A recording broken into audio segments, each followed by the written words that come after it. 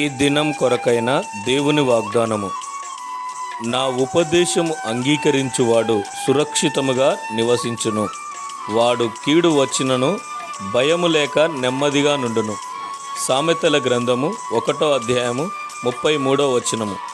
ప్రియమైన దేవుని బిడ్డలారా, దేవుని ఉపదేశమును అనగా దేవుని వాగ్దానాన్ని ఎందరైతే అంగీకరిస్తారో వారు సురక్షితంగా నివాసము చేస్తారు.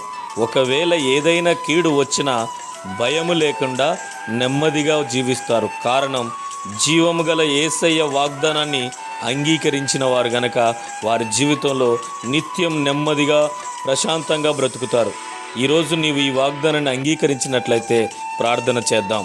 పరిశుద్ధుడు అయిన తండ్రి, జీవాధిపతి అయిన యేసయ్య, ఎందరైతే నీ వాగ్దానాన్ని అంగీకరిస్తున్నారో వారందరి జీవితంలో ఈ వాగ్దానం నెరవేరినట్లుగా నీ కృప దయచేసి మీరే ఘనత, మహిమ, ప్రభావాలు పొందమని యేసు నామములో ప్రార్థిస్తున్నాం తండ్రి. ఆమేన్.